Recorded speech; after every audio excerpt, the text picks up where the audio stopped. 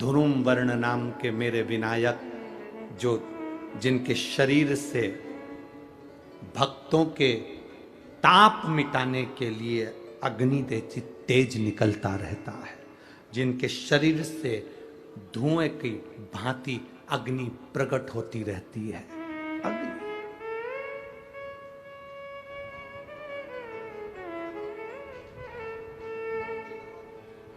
हम तो उनको पहचानते हैं जो दुनिया के ताप मिटाने के लिए प्रगटा। उनके शरीर से अग्नि धुआं तेज पुंज प्रकट हुआ। वो ध्रुम वर्ण विनायक साधारण, उसका केवल नाम उच्चारण कर कर भी अगर विराजित किया जाए, वो आया स्वीकार करेगा।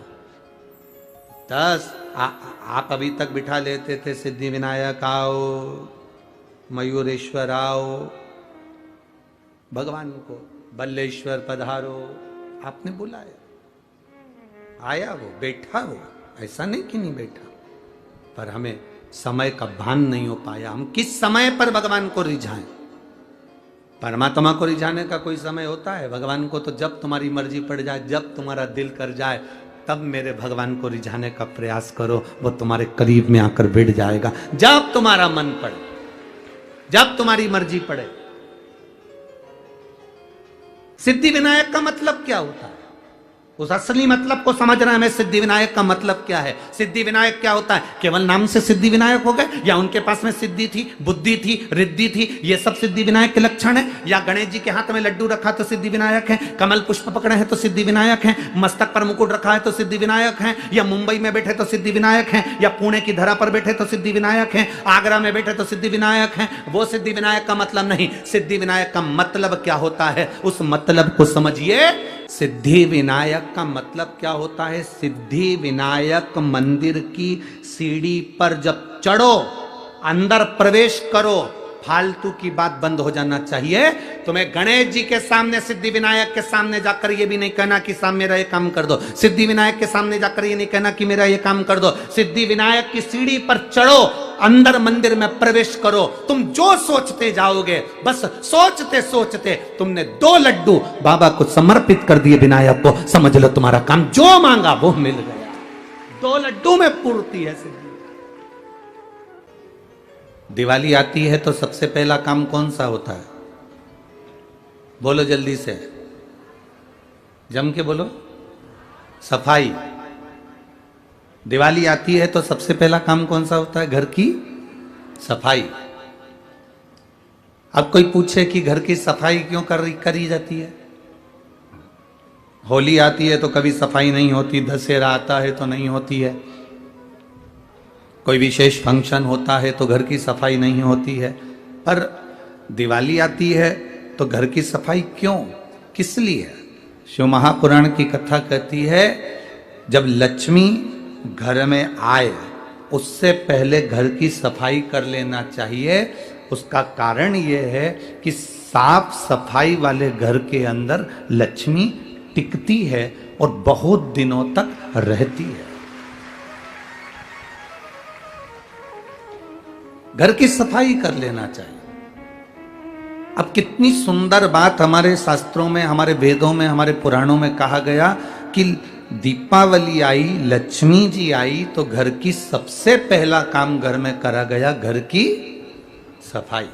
आपसे भी निवेदन है, आपके घर में जब लक्ष्मी बढ़ने लगे, दिवाली से मतलब नहीं है, दीपावली से मतलब नहीं है सफाई का। जब तुम्हारे घर में संपदा बढ़ने लगे, तुम्हारा व्यापार चलने लगे, तुम्हारी दुकान चलने लगे, तुम्हारी नौकरी अच्छी तरक्की की हो जाए, तुम्हारा पैकेज बढ़ जाए, खूब तुम कमाने लगो, तो निवेदन है जब लक्ष्मी तुम्हारे घर में आने लगे तो इस दिल की, इस मन की भी सफाई प्रतिदिन करते रहना, जिससे इसमें अहंकार ना जम जाए, इसमें अभिमान ना आ जाए, इसके अंदर अहंकार प्रकट ना हो जाए।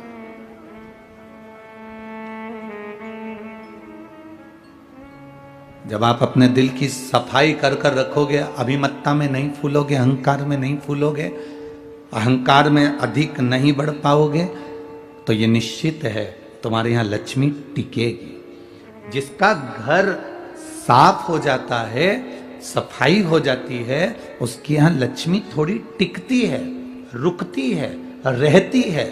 आपके भीतर से अहंकार गया, काम गया, लोभ गया, वासना गई, तृष्णा गई, अहंकार गया, तो लक्ष्मी तुम्हारे घर में टिकेगी। और अगर तुम थोड़े बहुत भी अहंकार में फूल गए, मेरा पैसा, मेरी दौलत, मेरी गाड़ी, मेरा बंगला, मेरा वैभव, मेरी सत्ता, तुम मुझे जानते नहीं हो, तुम मुझे पहचानते नहीं हो, जब तुम अहंकार में फूलने लगोगे तो लक्ष्मी फिर टिकती नहीं, फिर लक्ष्मी चली जाती है, वहां टिकेगी नहीं लक्ष्मी। इसलिए दीपावली के पहले का सबसे पहला काम है सफाई करना। सफाई का मतलब ये नहीं है कि घर की सफाई करना, सफाई का मतलब है अपने दिल की सफाई करना, अपने मन की सफाई करना, इसके अंदर अहंकार ना रह जाए, इसके अंदर काम आसक्ति तृष्णा ना रह जाए।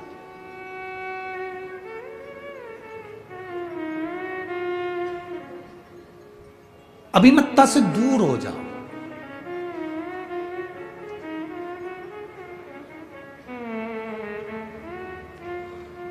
शिव महापुराण की एक बात अपनी जिंदगी में बहुत अच्छे से उतार कर रखी है, जो आपके जिंदगी में, आपके भी जीवन में और हमारे भी जीवन में काम आती है। कभी बहुत बड़े विद्वान मत बनना और बहुत बड़े ज्ञानी मत बनना।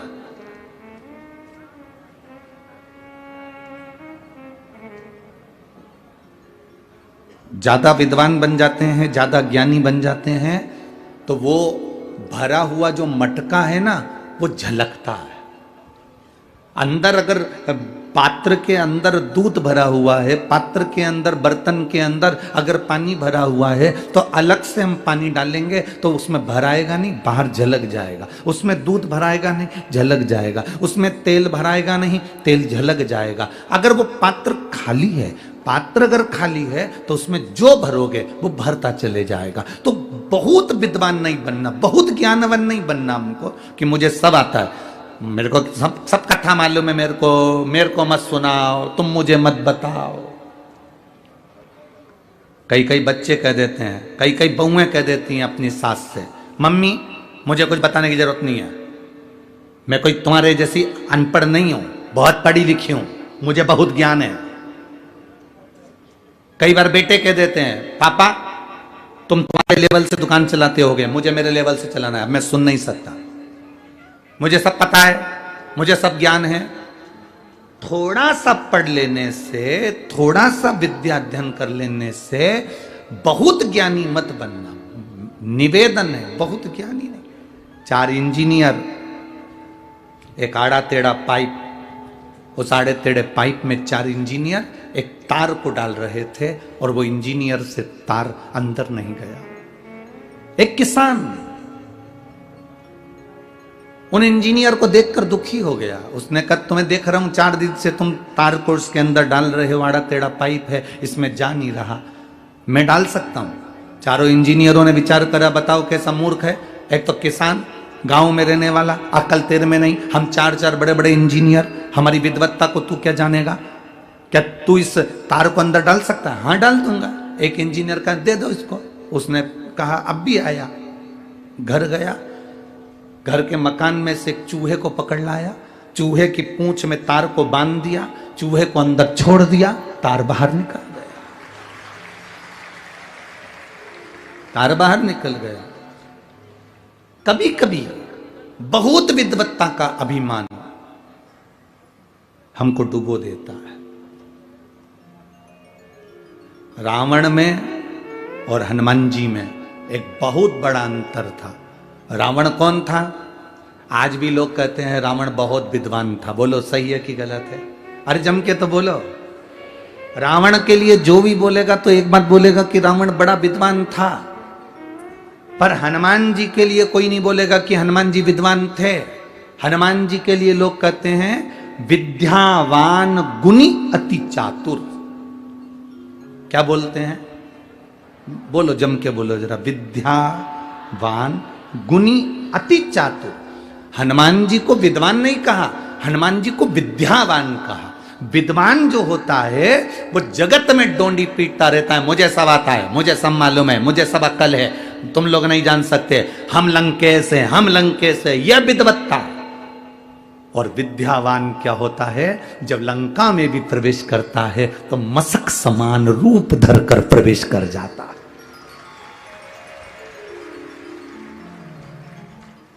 विद्वान में और विद्यावान में अंतर है। विद्वान झुकना पसंद नहीं करता, विद्वान छोटा बनना पसंद नहीं करता, और विद्यावान बहुत छोटा होकर अपना काम निकालकर आगे बढ़ता चले जाता है, वो विद्यावान होता है।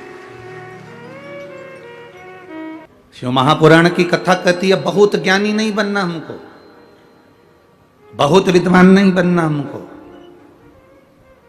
आपको कितना आता है ये आप अपने अंदर रखिए, आप कितने चतुर हैं ये चतुरता आपके अंदर रखिए, आप कितने विद्वान हैं ये विद्वत्ता आपके अंदर रखिए। जब शंकर जी के मंदिर में एक लोटा जल चढ़ाने के लिए जाओ, तब अपनी विद्वत्ता कभी मत दिखाना। कोई जल चढ़ा रहा है, आड़ा टेढ़ा चढ़ा रहा है, शंकर जी को जल चढ़ाते समय तुम्हें नहीं कहना है कि जल ऐसे चढ़ाओ। तुम जब वो जल चढ़ाकर मंदिर के बाहर चले जाए और आप भी मंदिर के बाहर हो जाओ, तब कहो कि तुम गलत तरीके से जल चढ़ा रहे थे, जल चढ़ाने का तरीका ये है, बेलपत्री चढ़ाने का तरीका ये है। पर भोलेनाथ के सामने अपनी विद्वत्ता नहीं दिखाना, अपना विद्वान पद मत दिखाना, भगवान के सामने ये मत दिखाना कि मुझे बहुत कुछ आता है और इसको कुछ नहीं आता। भगवान के सामने तुम ये कभी मत दिखाना कि मुझे सब कुछ आता है, इसको कुछ नहीं आता। जितने छोटे बन जाओगे मेरे भोले बाबा के आगे, जितने नरम बन जाओगे मेरे शंकर जी के सामने, जितने छोटे बन जाओगे उतनी झोली भरकर अपने घर पर लेकर जाओगे। जितने छोटे बन सकते हो उतने बन जाओ, जितने नम्र बन सकते हो उतने बन जाओ। वो ब्राह्मण की बेटी, बालक ने आकर उससे लड्डू मंगा पर उसने नहीं दिया। अब उसकी नम्रता देखिए, उस बेटी की विद्या देखिए। मैं तुमको लड्डू नहीं दूंगी। क्यों नहीं दोगी? क्योंकि तुम गणेश नहीं हो।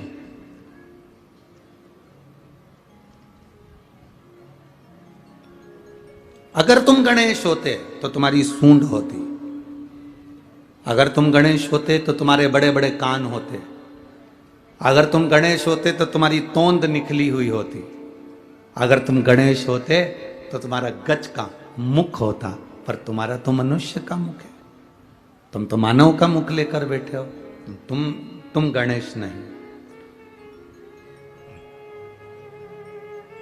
गणेश जी ने कहा,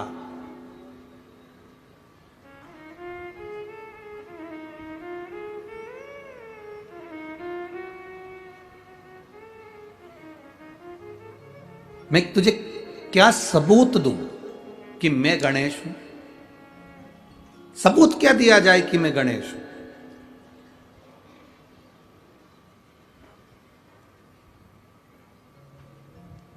यह अनभिज्ञता है हमारी। एक छोटा सा लड़का पापा की शादी की एल्बम देख रहा था। किसकी शादी की? जम के बोलो जरा।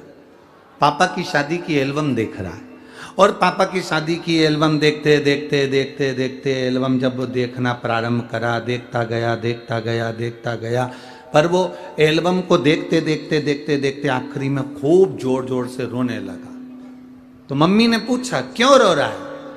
इसमें मेरा फोटो नहीं है।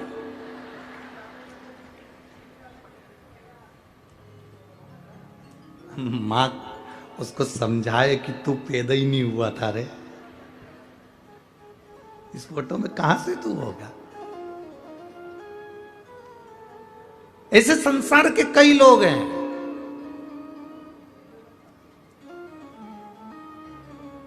जो रामायण पढ़ते हैं पर रामायण पर विश्वास नहीं करते, महाभारत पढ़ते हैं पर महाभारत पर विश्वास नहीं करते, शिव पुराण सुनते हैं पर शिव पुराण पर विश्वास नहीं करते। जो शंकर पर, राम पर, कृष्ण पर, हमारे वेदों पर, हमारी पुराणों पर, हमारी शास्त्रों पर जो विश्वास नहीं करता समझ लेना कि वो पापा की एल्बम देखकर जिद कर रहा है कि मैं कहां हूं इसमें। उसको ये नहीं मालूम कि क्या शास्त्र, क्या वेद, क्या पुराण।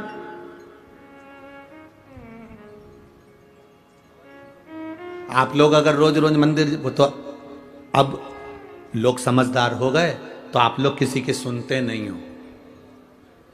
नहीं तो पहले जब शुरू में आपने शिव महापुराण की कथा सुनना चालू करी होगी और मंदिर जाना चालू करा होगा तो बहुत सारे लोग तुमको अक्ल देने वाले मिले होंगे। क्यों जाती हो, क्यों चक्कर में पड़ी हो बस सियोर वाला महाराज के, क्यों मंदिर जाती हो, क्या होगा बेलपत्र चढ़ाने से, क्या होगा फुलेरे का दर्शन करने से, क्या होगा धतूरा चढ़ाने से, क्या होगा वृक्ष की पत्ती शिव का श्रृंगार करने से। पहले लोग कहेंगे तुमको। वहां लिखा था एक जगह पर अतिथि देवो भव। अतिथि कौन सा अतिथि? दो तरह के अतिथि होते हैं, दो तरह के मेहमान होते हैं। एक मेहमान वो होता है जो मन देखकर आता है और दूसरा मेहमान वो होता है जो तुम्हारा मकान देखकर आता है।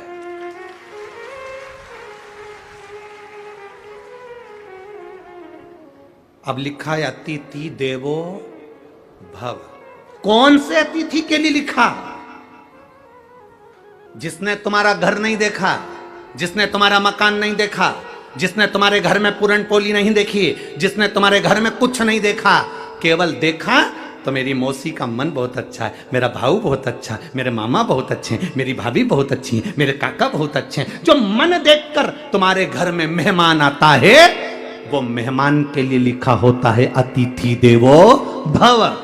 और तुम्हारी सत्ता बड़ी, तुम्हारा वैभव बड़ा, तुम्हारा बंगला बड़ा, तुम्हारी कोठी बड़ी, तुम्हारे फ्लैट बड़े, तुम्हारी गाड़ी बड़ी और तुम्हारा मकान बड़ा, आज तक तुम्हारी याद नहीं आई थी। पर जैसे जैसे तुम्हारा नाम बढ़ा वैसे वैसे मेहमान को तुम्हारी याद आ जाए तो ये अतिथि देवो भव नहीं है।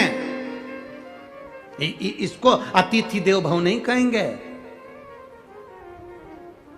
इसको धन देव भव कहेंगे कि ये केवल पैसा देखकर, या इसको कहेंगे दिखावा देव भव। बस केवल धन देखकर, गाड़ी बंगला देखकर रिश्तेदारी बन गई, बहुत लोग आने लगे, बहुत संबंध होने लगे। अब पैसा बढ़ा, नाम बड़ी, शोहरत बढ़ी तो लोग बढ़ गए। उनको पहचानते हो? वो तो हमारे काका की लड़की, हड़पसर वाले को जानते हो, वो हमारे चाचा जी की लड़की। जब धन बढ़ गया, वैभव बढ़ गया, सत्ता बढ़ गई, पैसा बढ़ गया तो बहुत सारे मेहमान आना चालू हो गए, बहुत सारों से पहचान हो गई। पर जब कुछ भी नहीं था, केवल ये मन था, तब कोई आता था तो समझ लेना कि वो सही अतिथि था जो तुम्हारे दिल से आता था, दिल के लिए आता था। धन से उसको कोई प्रीति ही नहीं थी।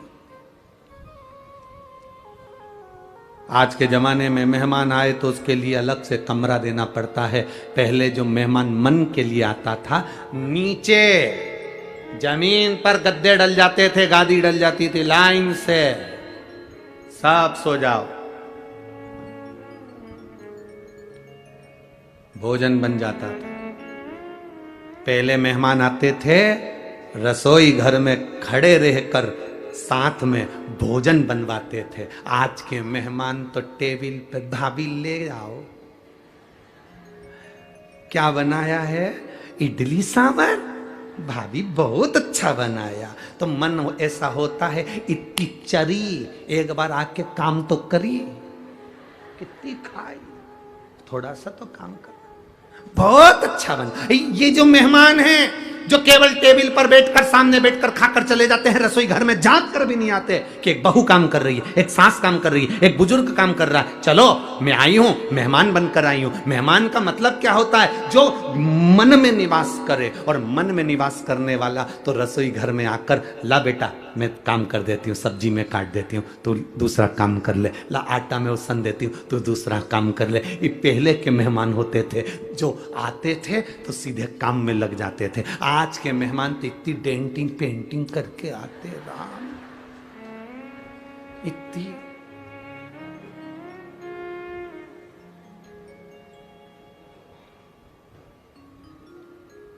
इनको तो हंसने की भी फुर्सत नहीं रहती, ज्यादा हंस दे तो दांत में लिपस्टिक चिपक जाए, तो हंस भी नहीं सकते। अब इन मेहमान से क्या आशा रखोगे?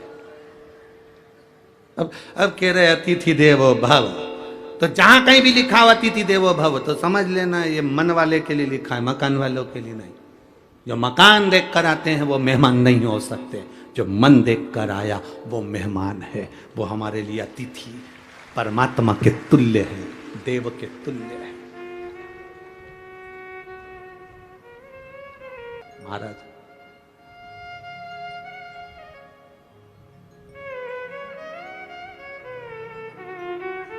कहा, बेटी ने कहा कि मुझे गणेश जी को मैं लड्डू दूंगी पर तुझे नहीं दूंगी, मैं तुझे नहीं दूंगी। मैं पहचान क्या तेरी? बड़े कान नहीं है, गजमुख नहीं है, सूंड नहीं है, तौंद नहीं है, तो पहचान क्या तेरी? मैं तुझको लड्डू नहीं दूंगी। आखिरी में बालक वहां से ओझल हो गया। पूरा रात्रि बेटी अकेली उस जंगल में रही। और गणेश जी जब पहुंचे तो शिव जी ने पूछा, क्या तू उस बेटी के हाथ का लड्डू खाकर आया? नहीं, उसने मुझे दिया नहीं, उसने मुझे नहीं दिया। शंकर का जो भक्त होता है, शिव का जो भक्त होता है, भगवान का जो भक्त होता है, इतनी जल्दी डोलता नहीं है। उसको पूर्ण भरोसा चाहिए, विश्वास, दृढ़ता उसके भीतर होना चाहिए। विश्वास पूर्ण हो। यहां कोई ऐसे एक पत्र आया है,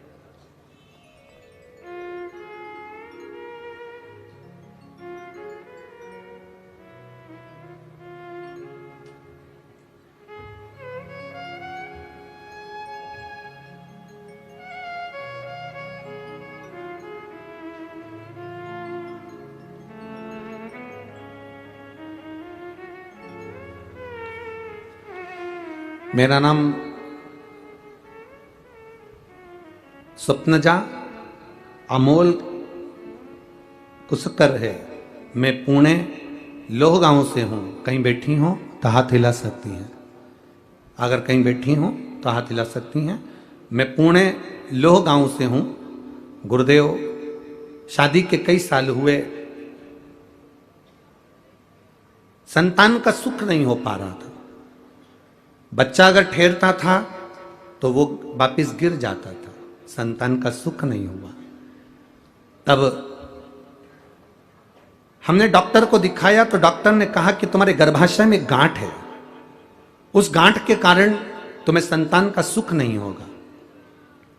कहीं बैठी हो तो हाथ हिला सकती हैं। आप ही हैं? बच्चा आया है साथ में, गोदी में ले लो उसको।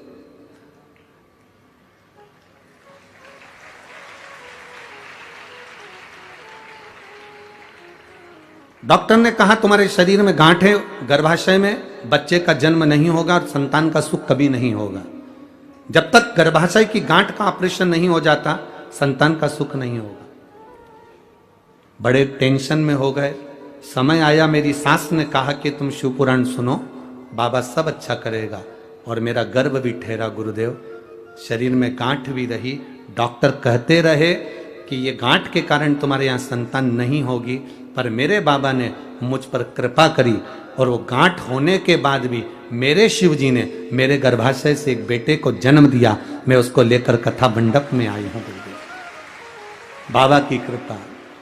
उसको थोड़ा सा ऊंचा कर दो, बालक को थोड़ा सा गोदी में ऊंचा कर दो। श्री शिवाय नमस्तुभ्यम। रख लीजिए, बैठिए। साधुवाद, बधाई। ये शिव कृपा ही है। आपने एक लाइन बड़ी अच्छी लिखी है, लुटा दिया भंडार काशी वाले ने, कर दिया माला माल काशी वाले। शिव तत्व की प्राप्ति, बैठो बहन बैठो, शिव तत्व की प्राप्ति इसी को कहते हैं। शंकर की उदारता इसी को कहते हैं। आपका भरोसा इसी को कहते हैं। वो कैसे मिलेगा? आपने आपकी सासू की बात पर विश्वास करा और शिव महापुराण की कथा को टीवी पर सुना। टीवी पर सुनकर विश्वास कर कर फिर गर्भ धारण हुआ तो ये भरोसा हो गया कि अब देगा तो मेरा महादेव देगा, दूसरा कोई नहीं दे सकता। ये विश्वास दृढ़ हो गया, पक्का हो गया। और विश्वास ही तो दृढ़ करना है, भरोसा ही तो पक्का करना है। हमारा विश्वास ही पक्का नहीं हो, हमारा भरोसा ही पक्का नहीं हो, तो हम कैसे भगवत पद को प्राप्त कर सकते हैं? यहां कई लोग आए होंगे, उनका विश्वास पक्का होना चाहिए। मैं कथा सुनने गई हूं, मैंने 7 दिन की शिव महापुराण की कथा, अष्टविनायक शिव महापुराण की कथा पुणे नगर में सांगवी में सुनी है। शंकर भाऊ उस कथा को कराए हैं, मैंने सुना उस कथा को, और मेरा विश्वास करता है अगली कथा कहीं पर भी होगी तो मेरा पत्र जरूर पहुंचेगा, यह निश्चित है। यह विश्वास के बल पर पहुंचता है। भरोसा होगा तो परमात्मा मिलेगा, भरोसा ही नहीं होगा तो परमात्मा कैसे मिलेगा? आप करो विनती, वो खाली नहीं भेजता। विश्वास दृढ़ करिए, भरोसा पक्का करिए, वो आएगा, देगा, निश्चित है। कह दिया लड़की ने, मैं तुम्हें लड्डू नहीं, गणेश जी कह रहे भगवान शिव जी से, उसने मुझे नहीं दिया। अब गणेश जी को गुस्सा आया, गणेश जी ने कहा पिताजी से, बासी रोटी का लड्डू है और नाटक कितना कर रही है, मोतीचूर का होता तो बात दूसरी थी।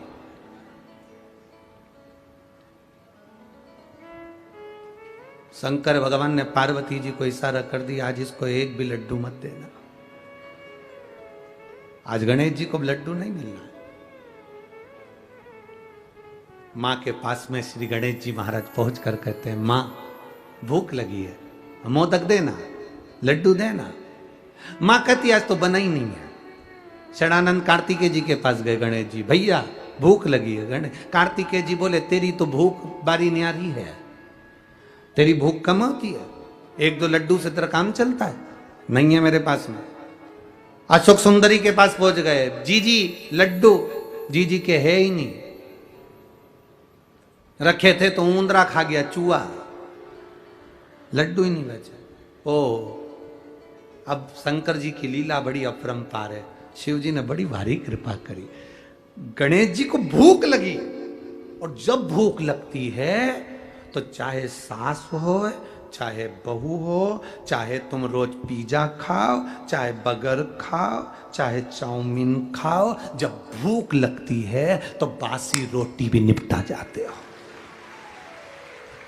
भूख लगने पर है, भूख लगी तो बासी रोटी। अब गणेश जी को याद आया, रात्रि का समय, मध्य रात्रि हो रही है, लड़की बेटी गणेश को पुकार रही है, मेरा गणेश आएगा, 2 लड्डू उसका, आधा पानी उसका, आधा लड्डू मेरा और आधा पानी मेरा। बस गणेश जी को याद आ गया, इतनी रात्रि को मंदिर भी बंद पड़े, कौन भोग लगाएगा, क्या करूं? एक ही बेटी है जो आधी रात को भी मुझे बुला रही है, आधी रात को।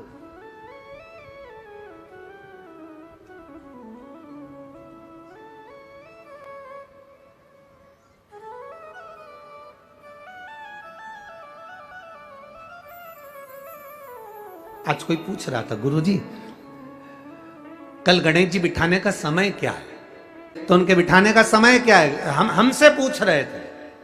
अब हम तो शंकर जी के भगत, शिव जी की उपासना, अब हम क्या समय बताएं? तो हमने उनसे कह दिया, जब गणेश जी फ्री हों,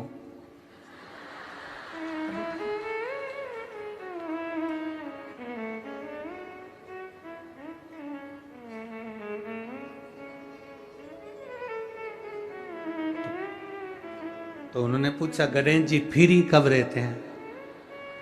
तो हमने कहा अब ये तुम्हारे ऊपर, हमको तो मालूम भी नहीं, हम तो अपॉइंटमेंट लिए भी नहीं उनसे, तो तुम्हें ज्यादा स्मरण हो। तो किन लगे, आप शंकर जी की कथा करते हो, आपको नहीं मालूम कि गणेश जी कब फ्री रहते हैं? हमने कहा गणेश जी फ्री रहने का केवल एक समय होता है, एक टाइम होता है, एक पल होता है, एक घड़ी होती है कि गणेश जी महाराज हमारे घर में आ गए। गणेश जी की सबसे पहली जो आरती हो, उस आरती के समय पर अगर धूप बत्ती जलाई जाए या गोबरी को जलाकर उसमें गूगल छोड़ी जाए और गूगल छोड़ने के बाद गणेश जी का नाम ध्रुम वर्ण कह दिया जाए, तो गणेश जी को तुम्हारे घर की पूजा स्वीकार करना पड़ती है। बस वो समय हम जानते, हम तो बस उतना जानते हैं कि शिव महापुराण में लिखा और मुद्गल पुराण में लिखा, गणेश पुराण में लिखा, गणेश जी का एक नाम होता है ध्रुम वर्ण। क्या नाम है? ध्रुम वर्ण। गणेश जी का एक नाम होता है। जब हम धूप जलाकर और धूप लगाने के बाद में गणेश जी की सबसे पहली आरती करने के पहले, अगर हम सबसे पहली आरती गणेश जी की कर रहे हो, अपने घर में स्थापना कर रहे हो, बिठा रहे हो, और तुम चाहते हो कि गणेश जी मेरे घर में आके मेरी पूजा को स्वीकार करें और जो मांगू मेरा गणेश मुझे दे 10 दिन के अंदर, तो पहला नाम लेकर पुकार लेना, ध्रुव वर्ण विनायक बैठो, बस काम हो गया। वो फ्री होकर आता है, वो बैठता है अलमस्तता में। अब वो हमसे पूछे समय क्या है, हमने कहा देखो हमारे को तो मालूम नहीं, बस इतना जरूर जानते हैं कि शिव महापुराण की कथा कहती है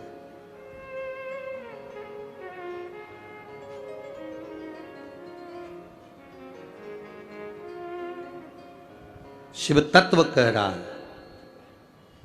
एक बार ब्रह्मा जी ने भगवान विष्णु से पूछ लिया था, ब्रह्मा जी ने भगवान नारायण से पूछा, भगवान विष्णु से पूछा कि इस ब्रह्मांड में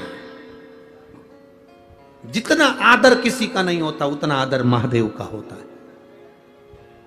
और महादेव तो स्वयं मौन रहकर रहते हैं, समाधि में तप साधना में डूबे रहते हैं, इसके बाद भी लोग उनका इतना आदर क्यों करते, इतना सम्मान क्यों करते? ब्रह्मा जी कहते हैं हम इतना देते हैं, भगवान नारायण इतना देते हैं, इंद्र इतना देते, वो इतना देते, वो इतना देते, शंकर भगवान कुछ नहीं देते। शिव जी तो केवल समय समय पर प्रदान करते हैं, इसके बाद भी उनका इतना आदर क्यों है? जो शंकर जी की शिव पुराण कहती है वही हम आपसे भी कहना चाहेंगे, और वही इस पूरे देश राष्ट्र के हर एक नेता से कहना चाहेंगे। फ्री में अनाज दो मत दो, फ्री में कपड़ा दो मत दो, फ्री में आप सामान दो मत दो, पर राष्ट्र में 2 चीजें फ्री होना चाहिए जो मेरे महादेव ने दी है, एक दवाई, दूसरी पढ़ाई, ये फ्री होना चाहिए।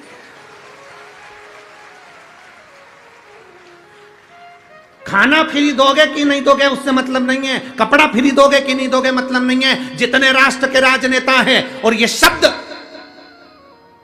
पुणे की इस धरा से केंद्र तक पहुंचना चाहिए कि खाना फ्री मिले चाहे ना मिले, कपड़ा फ्री मिले चाहे ना मिले, पर दवाई और पढ़ाई ये तो फ्री होना चाहिए। कई लोग तड़प तड़प कर मर जाते हैं और उनको अच्छा हॉस्पिटल और उनको अच्छी दवा नहीं मिल पाती है, गरीब बड़ा तड़पता रहता है। कई लोग पढ़ने की आस लेकर बड़े बड़े शहर में जाते हैं, पर अच्छा कॉलेज, अच्छा स्कूल नहीं मिल पाता क्योंकि पैसा नहीं होता।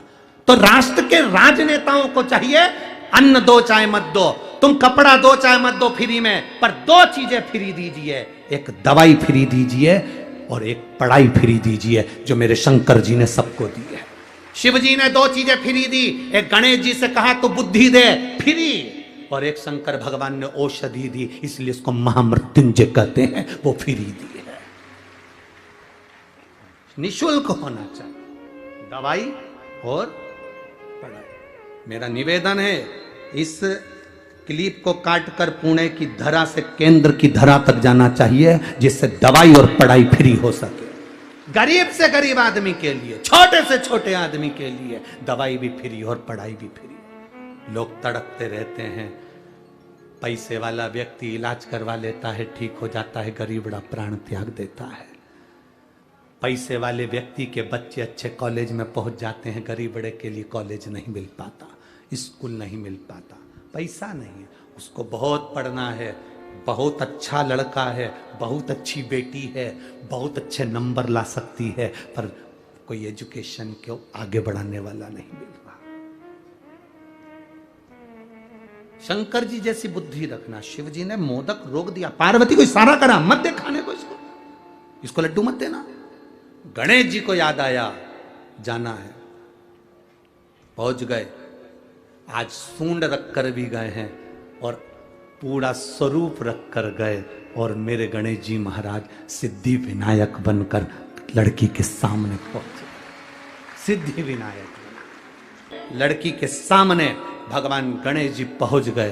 पहुंचने के बाद उससे लड्डू मांगा, लड़की ने 2 लड्डू दे दिए।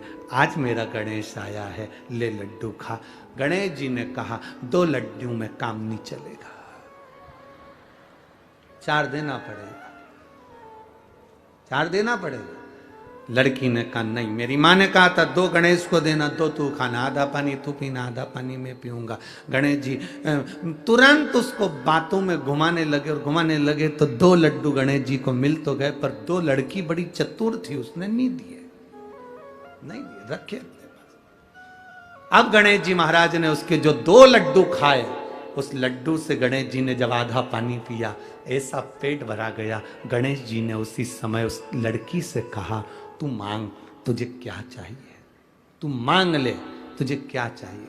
लड़की विचार कर रही है, घर मांगू, वर मांगू, पैसा मांगू, गाड़ी मांगू, बंगला मांगू, दौलत मांगू, कि गणेश जी कोई मांग लूं।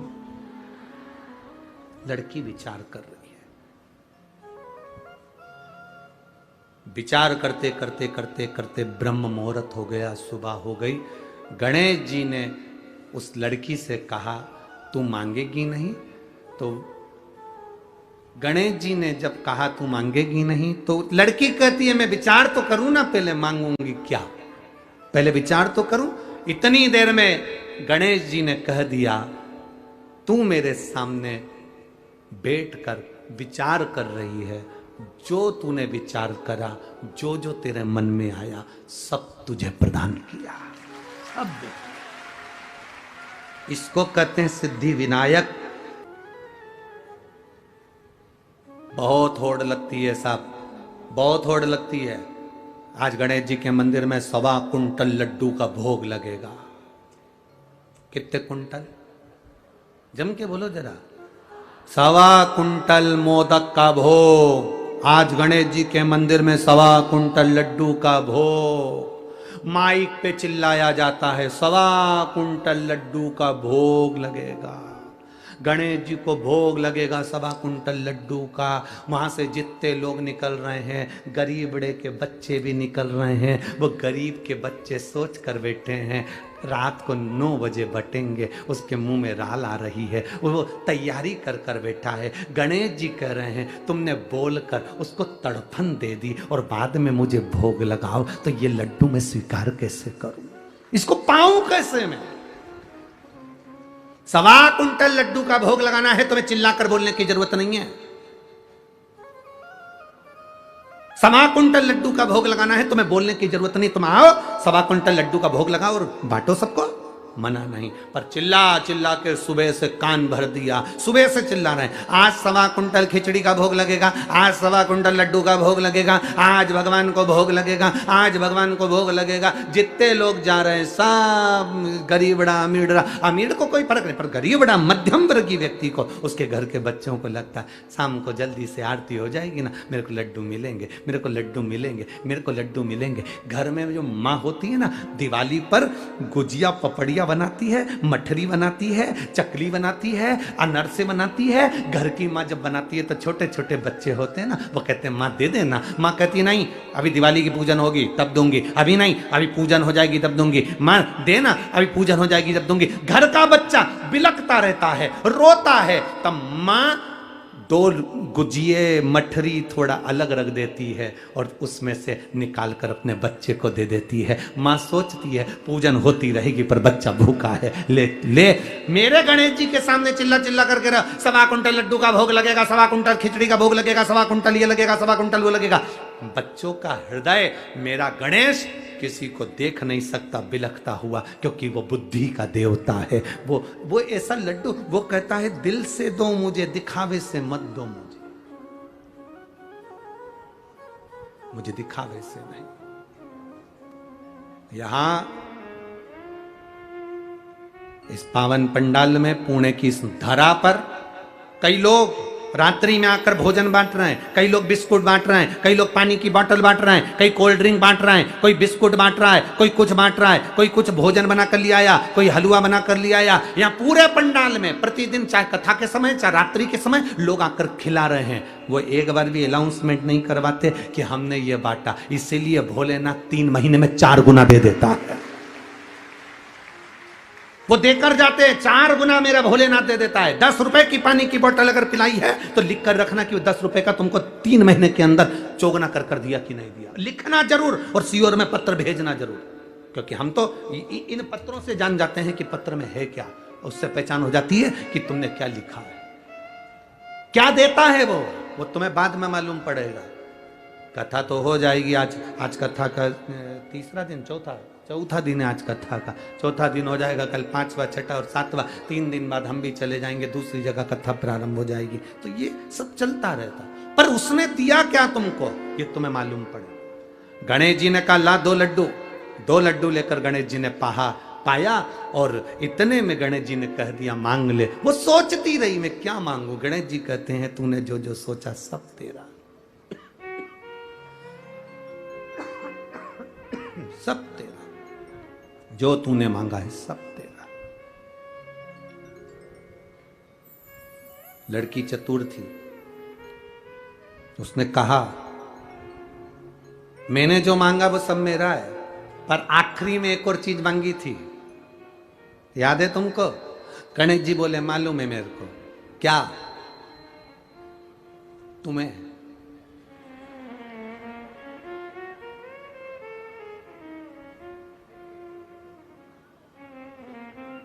वो कहते हैं ना, और क्या दूं मैं तुमको,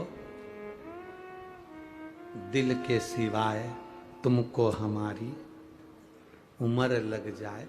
लड़की ने कहा सब मिले ना मिले, बस एक काम करो, हे गणेश जी तुम इसी जगह पर विराजमान हो जाओ, सिद्ध टेक दे, सिद्ध सुंदर सिद्धि विनायक के रूप में मेरे गणेश जी महाराज विराजमान हो। गणेश जी विराजमान।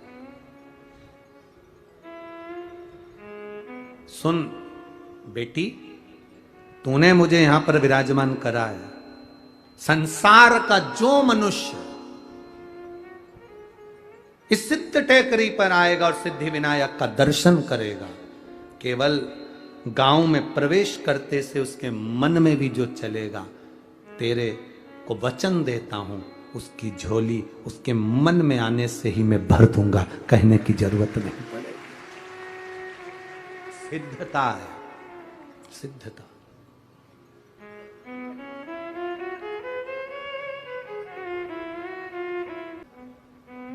सबसे पहला नमस्कार हम लोग नाम लेते हैं ना, जम के बोलते हैं सिद्धि विनायक भगवान की।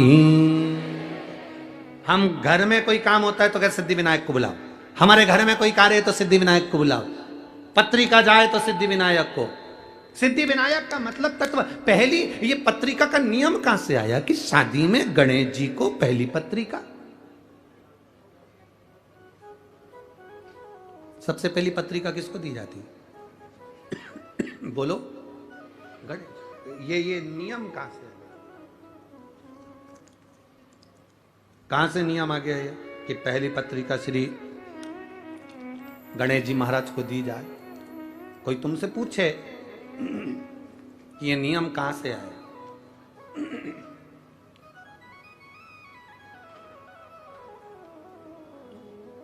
कोई आपसे पूछे तो उसका उत्तर आपको देना है कि सबसे पहली पत्रिका गणेश जी के पास क्यों जाती है, कारण क्या है?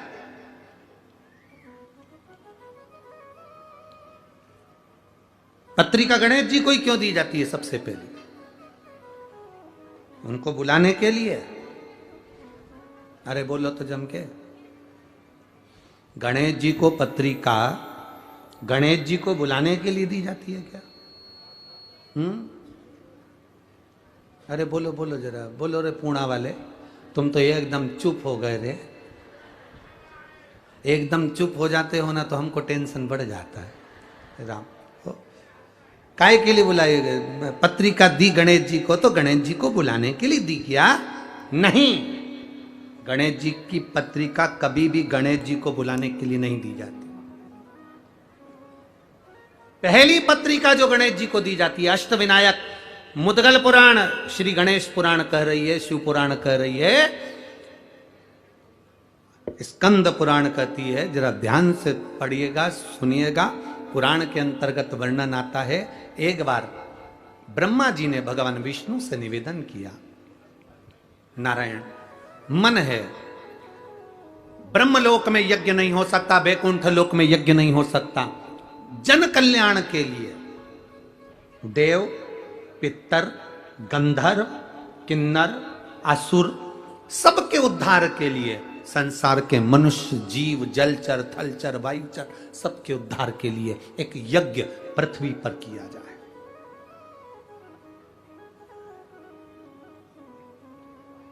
एक यज्ञ पृथ्वी पर होना चाहिए, यज्ञ करा जाए। ब्रह्मा जी ने भगवान नारायण से कहा, नारायण ने इंद्र से कहा, इंद्र से कहा, इंद्र ने सब दूर सूचना कर दी कि जाओ देवादिदेव महादेव से प्रार्थना करो कि मृत्यु लोक में एक यज्ञ होना है, और वो यज्ञ ब्रह्मलोक में नहीं हो सकता, वो यज्ञ वैकुंठ लोक में नहीं हो सकता, वो इंद्र लोक में नहीं होगा, वो पाताल में नहीं होगा, तलातल रसातल कहीं नहीं, केवल मृत्यु लोक में वो यज्ञ होगा।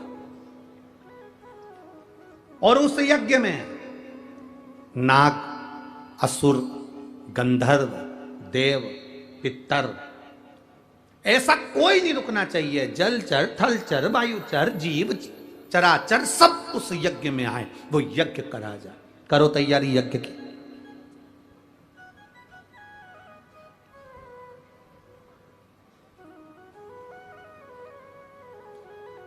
अब भगवान तो भगवान, सबके पास में देवादिदेव महादेव तो नेत्र बनकर बैठे हुए थे, सब उनके पास में जाएं तो क्या हो।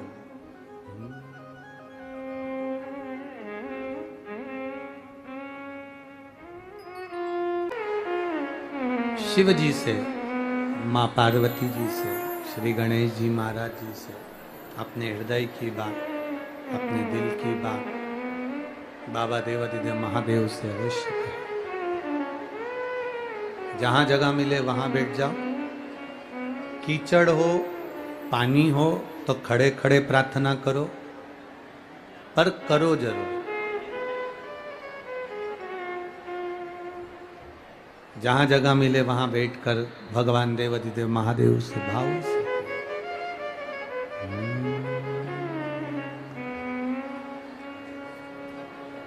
श्री शिवाय नमस्तु, श्री शिवाय नमस्तु, श्री शिवाय नमस्तु, श्री शिवाय नमस्तु, श्री शिवाय नमस्तु। शिव कथा कह रही है, औघड़ी कह रहा है, भगवान शंकर कह रहे हैं। देवताओं ने एकाग्रित होकर सबने यज्ञ करने का विचार किया, और वो यज्ञ होना है मृत्यु लोक में, पृथ्वी पर। अब यज्ञ करने का जब विचार आया,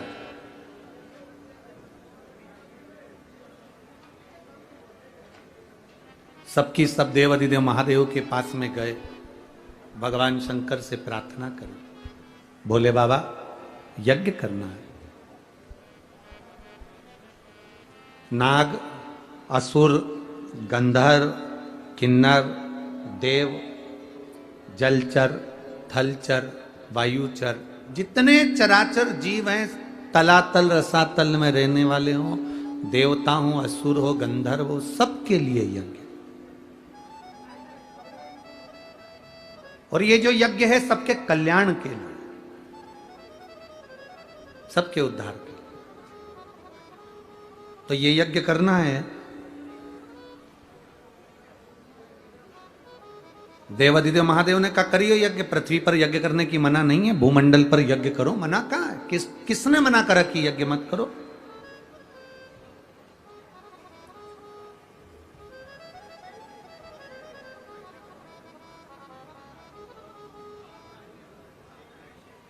करिए यज्ञ। यज्ञ तो कर लें, पर एक सबसे बड़ी टेंशन का एक विषय है। उस यज्ञ को करने में सबसे बड़ा एक टेंशन, सबसे बड़ी चिंता का एक विषय है। क्या विषय है? सबसे बड़ा चिंता का विषय यह है कि यज्ञ चालू हो, उस यज्ञ में सब आए, उसका निमंत्रण कौन देने जाए। अब बहुत सावधानी से सुनना। जो लोग कहते हैं कि गणेश जी को हम वो क्या बोलते हैं पत्रिका देकर आते हैं, उनको बुलाते हैं शादी में, तो वो पत्रिका पर विशेष ध्यान दीजिएगा कि आपने पत्रिका गणेश जी को दी है, पर गणेश जी का कार्य क्या है।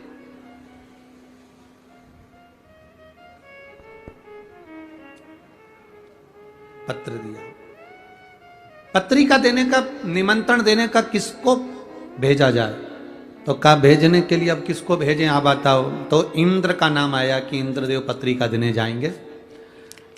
तो इंद्र ने कहा पत्रिका देने तो चले जाऊंगा, पर असुरों के घर नहीं जाऊंगा, राक्षसों के यहां, दैत्यों के यहां मैं पत्रिका देने नहीं जाऊंगा यज्ञ की।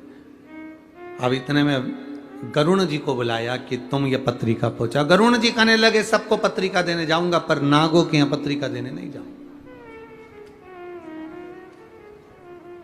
वरुण जी को बुलाया, उन्होंने कहा मैं यहां पत्रिका देने नहीं जाऊंगा।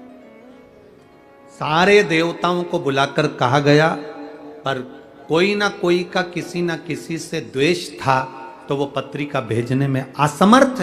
पत्रिका वो पहुंचाए जो सबके पास पहुंचा दे, नाग हो, असुर हो, गंधर्व हो, देव हो, किन्नर हो, जलचर हो, थलचर हो, वायुचर हो, जीव हो, चराचर हो, सबके पास पत्रिका पहुंचे। और कथा यज्ञ भी चालू होना है 2 दिन बाद, तो उसकी पत्रिका तुरंत पहुंचे। अब यह काम किसको दिया जाए, तो इतने में तुरंत भगवान ब्रह्मा और भगवान विष्णु ने दोनों ने निर्णय कर कर कहा पत्रिका देने का कार्य श्री गणेश जी महाराज को सौंपा जाए। पत्रिका गणेश जी,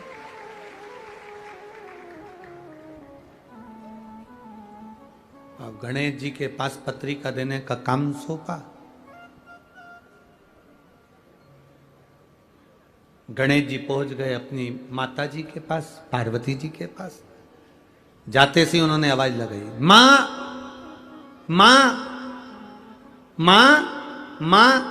इनकी आवाज सुनकर षडानंद कार्तिकेय आ गए, इनकी आवाज सुनकर अशोक सुंदरी आ गई, इनकी आवाज सुनकर जया, विशारा, सामरीवारी, दौतली और देव 5 कन्या भी आ गई। आज गणेश जी चिल्ला क्यों रहे, क्या हो गया ऐसा? गणेश जी ने आकर आवाज लगाकर कहा, मां मुझे पत्रिका बांटने का कार्य मिला है, निमंत्रण देना है, यज्ञ है भूमंडल पर, पृथ्वी पर, इसलिए पत्रिका बांटने का काम मुझे मिला है। मां इतनी सारी जगह पत्रिका देने जाऊंगा, भूख नहीं लगे इसलिए मोदक बना दे। अब पार्वती जी बोली पत्रिका का मोदक से संबंध क्या है, लड्डू से और मोदक से संबंध क्या है? मां पत्रिका देने जब सदूर जाऊंगा तो भूख तो लगेगी ना मां, इसलिए पहले तो मैं खा लूंगा और खाने के बाद मोदक। इसलिए तुमने देखा होगा गणेश जी के हाथ में एक लड्डू तो धरा ही रहता है, एक मोदक तो उनके हाथ में रहता ही रहता है, क्योंकि भूख लगेगी। तो माता ने कहा कि ठीक है। अब पार्वती जी ने मोदक भी दे दिया, लड्डू भी दे दिया, भोजन करा भी दिया। गणेश जी महाराज थोड़ी दूर तक जाते, वापिस लौट कर आ जाते। फिर आवाज लगाकर बोले मां मां। गणेश जी ने जैसे ही आवाज लगाई तो पार्वती जी ने फिर पूछा क्या हुआ तेरे को? मां चले तो जाऊंगा, पर इतनी सारी जगह जाना है। और गणेश जी बोले चूहा तो इतना सही है, अब चूहा चलता धीमा धीमा, अब जाऊंगा तो जाऊंगा कैसे? इतने में पार्वती जी बोली एक काम कर, तू मेरा शेर ले जा, सिंह ले जा, तू सिंह ले जा। अब गणेश जी शेर लेकर चल दिए, सिंह लेकर चले। अब सिंह लेकर गए तो गणेश जी वापिस आ गए। मां ओ मां। मां बोली अभी तो गया था, अब क्या हुआ? गणेश जी बोले मैं चले तो जाऊंगा, पर दिक्कत यह है कि मैं पत्रिका सबको दे भी दूंगा, नागों के यहाँ जाऊंगा, पताल में, तलातल में, रसातल में, असुरों के यहाँ जाऊंगा, गंधर्वों के यहाँ जाऊंगा, किन्नरों के यहाँ जाऊंगा, देवताओं के यहाँ जाऊंगा, कितना टाइम लग जाएगा माँ? तू कुछ बताना कि मैं ये पत्रिका का करूं तो करूं क्या?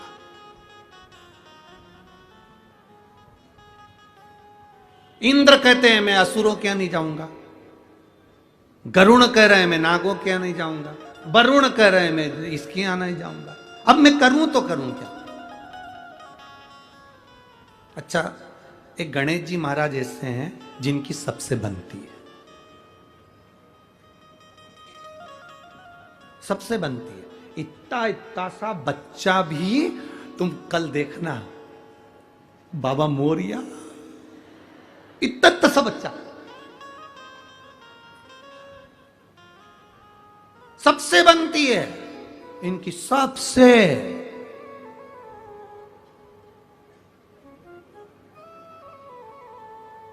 ब्राह्मण हो, क्षत्रिय हो, वैश्य हो, शूद्र हो, कोई भी हो, किसी भी जाति का, और यहां तक शास्त्र कह रहा है किसी भी धर्म का हो, वो किसी भी धर्म का हो तो भी गणेश जी से बनती है, किसी भी धर्म का हो। इसीलिए सिद्धि विनायक जी के मंदिर में, अष्ट विनायक के मंदिर में सब धर्म का आदमी चले जाता है, सबसे बनती है। अब गणेश जी बोले मां अब मैं कैसे जाऊं, तो इतने में अशोक सुंदरी बैठी थी, आंखों में बहुत सारा काजल लगा था, छोटी थी, काजल बहुत सारा आंखों में लगा था, और बहुत सुंदर दो यहां पर पुष्प लगे हुए थे अशोक सुंदरी के, और बड़ी सुंदर मस्तक पर बिंदी थी, होठों पे लाली थी, आंखों में सुरमा था। और इतने में अशोक सुंदरी आके मैया पार्वती जी के गले में बैया डालकर खड़ी होकर पूछी माँ हुआ क्या, ये गणेश क्यों चिल्ला रहा है कि बेटा इसको जाना है पत्रिका बांटने के लिए और ये जा नहीं रहा, और कह रहा है कि मेरे को जाने में समय लग जाएगा, किसके यहाँ जाऊं किसके यहाँ नहीं जाऊं, असुरों के यहाँ जाऊंगी और वो पकड़ के बिठा लिए तो जाऊं कहां पर, मैं किसके यहां जाऊं। इतने में अशोक सुंदरी ने मैया के कानों में कहा मैया गणेश भैया से कह दो सारी पत्रिका एक ही जगह पे रख दो। कहां पे, तो के शंकर जी के चरणों में रख दो। पिताजी के चरणों में अगर पत्रिका पहुंच गई तो नाग हो, असुर हो, गंधर्व हो, किन्नर हो, राक्षस हो, देवता हो, सब 33 कोटि देवी देवता वहीं पर है।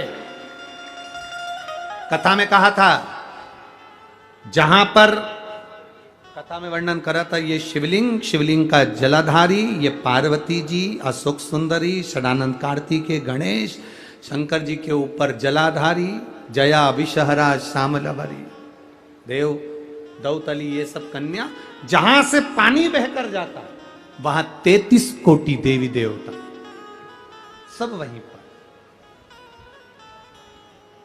सब वहीं पर। कह दो, निवेदन कर दो कि तुम पत्रिका शिव जी के सामने दे दो, शंकर जी के सामने, ठीक है। निवेदन स्वीकार किया, जो स्वीकार किया, गणेश जी ने पूछा मां पत्रिका का क्या करूं, निमंत्रण देने कहां जाऊं। इतने में तुरंत पार्वती जी ने कहा पत्रिका गणेश जी तुम पिताजी के चरणों में, शिव जी के चरणों में रख दो। पत्रिका ले जाकर जैसे ही शंकर भगवान के चरणों में रखी, शंकर भगवान तो नेत्र बंद कर कर तप साधना में लगे थे। यज्ञ प्रारंभ हुआ, और यज्ञ प्रारंभ हुआ, और प्रारंभ होते से ही इतने में ब्रह्मा जी ने भगवान गणेश जी से पूछा सबको पत्रिका दिया है ना, सबको निमंत्रण दिया है ना। तो गणेश जी बोले ब्रह्मा जी आप चिंता मत करो, जो पत्रिका मेरे पास में आती है वो पत्रिका 33 कोटि देवी देवता ही नहीं, चराचर जलचर असुर संदर्भ गंधर्व सबको पहुंच जाती है। जो पत्रिका मेरे पास में आई मैंने वो शिव जी के चरणों में रख दी, और वो पत्रिका सब दूर पहुंच गई। ब्रह्मा जी ने ये बात भगवान विष्णु से कह दी, ब्रह्मा जी ने ये बात भगवान नारायण से कहा, प्रभु गणेश जी ने पत्रिका किसी के यहां नहीं भेजी, कौन आएगा यज्ञ में। गणेश जी ने पत्रिका किसी को नहीं दिया, यज्ञ में कौन आएगा। इतने देर में तो भगवान शंकर के नेत्र खुले, यज्ञ प्रारंभ होना था। उसके पहले यज्ञशाला के आसपास देवता, गंधर्व, असुर, किन्नर सब आ गए और यज्ञ प्रारंभ हुआ। यज्ञ प्रारंभ। हमने एक बात आप लोगों से पहले कही थी, आज फिर कह रहे हैं कि पत्रिका केवल गणेश जी को बुलाने के लिए गणेश जी के मंदिर में नहीं दी जाती। पत्रिका गणेश जी को इसलिए दी जाती है कि आप सबको सूचना कर देना और आप कृपा करना, सबको लेकर पधारना और हमारा कल्याण करना। ये पत्रिका गणेश जी को सबको बुलाया जाता है। सब पधार, सबसे प्रार्थना करी जाती है। सब भगवान श्री गणेश जी महाराज विराजित होते हैं। आगे जो वर्णन बड़ा सुंदर भाव व्यक्त किया गया, बड़ा सुंदर भाव। जब यज्ञ प्रारंभ हुआ, यज्ञ का क्रम चालू हुआ, देवता सारे सम्मुख में आकर खड़े हो गए। शिव जी ने पूछ लिया गणेश जी से, भगवान ब्रह्मा जी से, भगवान विष्णु से, इतने सारे सब आए हैं, इनको पत्रिका किसने दी है? तो कि पत्रिका देने वाला केवल एक गणेश, जिन्होंने वो पत्रिका को उठाकर शिव जी के चरणों में रख दिया।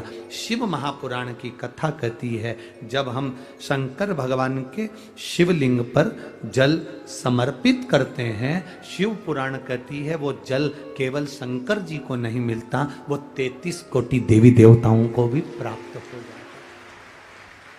उसका एक पत्र आया है, देखिए।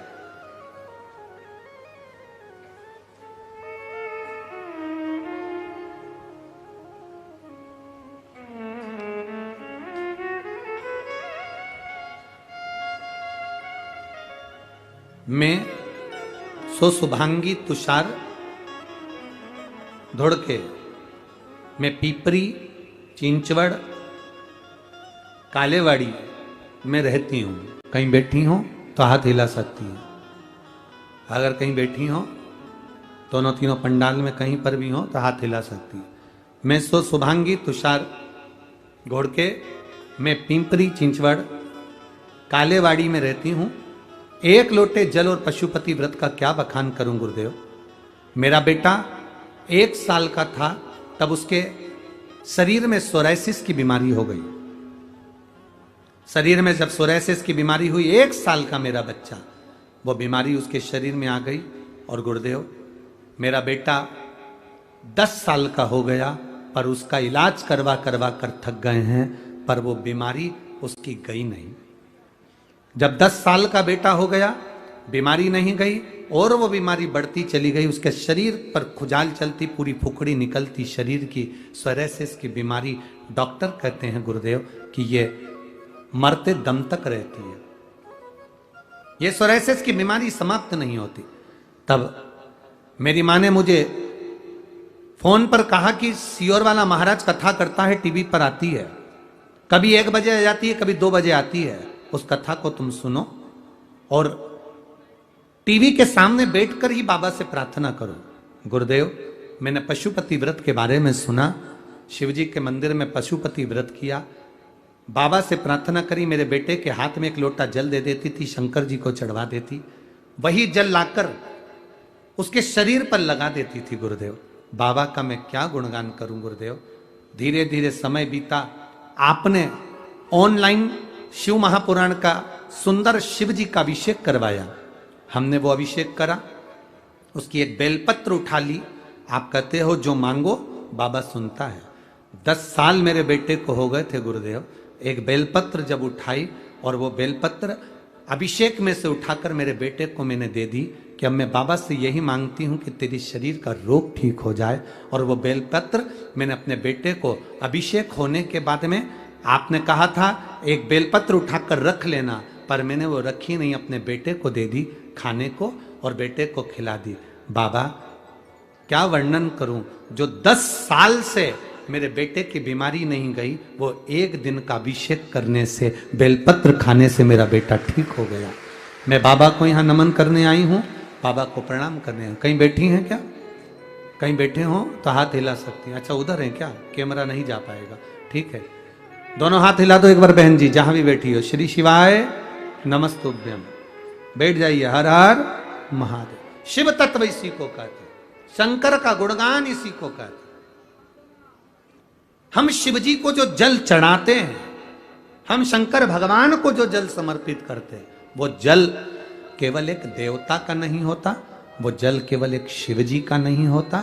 शंकर पर चढ़ाया गया जल 33 कोटि देवताओं को समर्पित होता है, इसलिए वो जल औषधि का कार्य कर जाता है और हमारा कल्याण कर जाता है। एक पत्र और आया, बड़ा सुंदर है बोलता।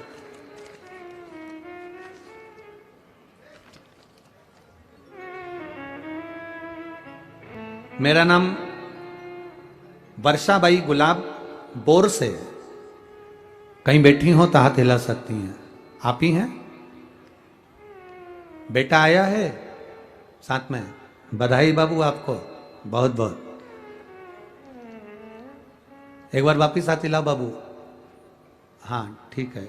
मेरा नाम वर्षाबाई गुलाब बोर से, पता नाड़ा तहसील पांचोरा, जिला जलगांव से आए हैं। हमारा मोबाइल नंबर ये है। गुरुदेव, महादेव का क्या वर्णन करूं। 2016 से मेरा बेटा सरकारी नौकरी के लिए तलाश कर रहा था, पर उसकी नौकरी 2016 से नहीं लगी। गुरुदेव, अभी 2023 चल रहा है, मेरे बेटे की नौकरी 2016 से नहीं लगी थी, बहुत एग्जाम दिए गुरुदेव, पर मेरा बेटे का रिजल्ट ठीक नहीं आता था।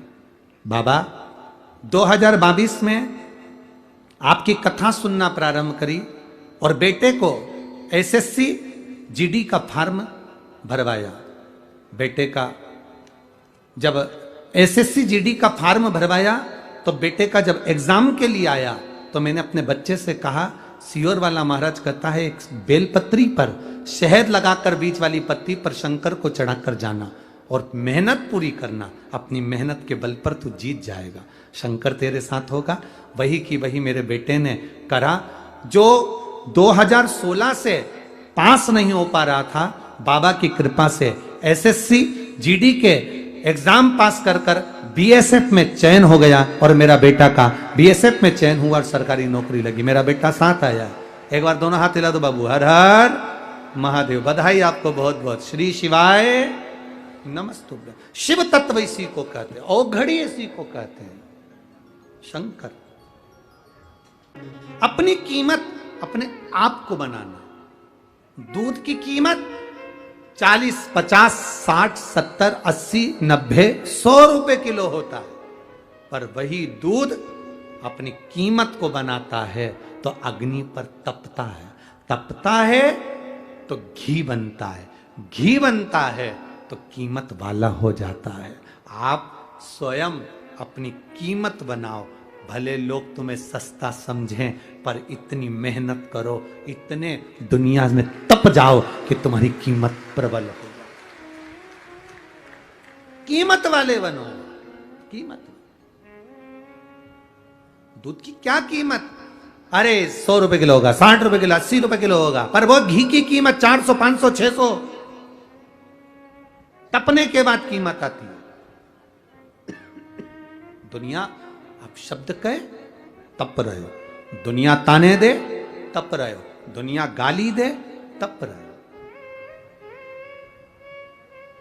जब आप उन्नति की सीढ़ी पर चढ़ें, जब आप कोई कार्य करें, जब आप कुछ बोलें और उस बोलने पर अगर किसी का रिएक्शन नहीं है, तुम्हारे आगे बढ़ने पर लोगों को टेंशन नहीं है, तुम्हारे आगे बढ़ने पर लोगों को तुम्हारी टेंशन नहीं आ रही है, तो समझ लो कि तुमने अभी कोई नाम नहीं कमाया। तुम्हारे बोलने के बाद लोग सोच में पड़ जाएं और आपस में बात करने लगे तो समझो कि बात में दम है, नहीं तो यूं है। कोई मतलब नहीं। तुम आगे बढ़ रहे हो, दुनिया को टेंशन, परिवार को टेंशन, कैसे कमा लिया, गाड़ी कैसे आ गई, बंगला कैसे आ गया, कहां गई थी, कौन से महाराज के पास गई थी, ना जाने कहां पहुंच गई। अब उसको चिंता में पड़ गई कि करती क्या है। उसको लग रहा है कहीं ये नीचे ना दबा दे, तो लोगों से कहना चालू कर दिया, अरे वो तो सियोर वाले महाराज के चक्कर में पड़ गई, ना जाने कहां के टोने टटका में पड़ गई। अब शंकर जी के मंदिर में जल चढ़ाना कोई टोटका होता? शंकर जी के मंदिर में बेलपत्र चलाना कोई टोटका होता? शंकर जी के मंदिर में धतूरा चढ़ाना कोई टोटका होता? शंकर जी के मंदिर में जाकर पोछा लगाना टोटका होता? शंकर जी के मंदिर में जाके झाड़ू लगाना टोटका होता? शंकर जी के मंदिर में दुर्वा चढ़ाना टोटका होता? शंकर जी के मंदिर में ये फुलेरा लगाना टोटका होता? जिसको टेंशन है वो उंगली उठाता है, और उसका उठाना जरूरी भी है। अगर वो उंगली नहीं उठाएगा तो आप कभी जिंदगी में आगे नहीं बढ़ पाओगे। बढ़ो। जिसको शिव महापुराण में टोटका नजर आए, समझ लो कि अब तुम उन्नति की ओर बढ़ रहे हो। लोगों को तुम्हारे मंदिर जाने से टेंशन हो गया, आजकल बहुत खुश रहती है, बहुत। जब से ये कथा में से आई, एक पत्र आया है टेंशन का,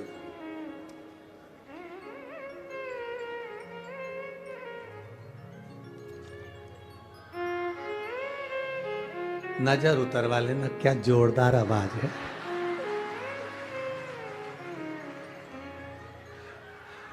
बहुत जोरदार।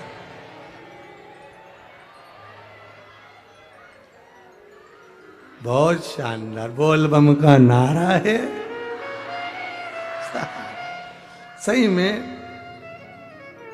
पुणे वालों कल्याण तुम्हारा है।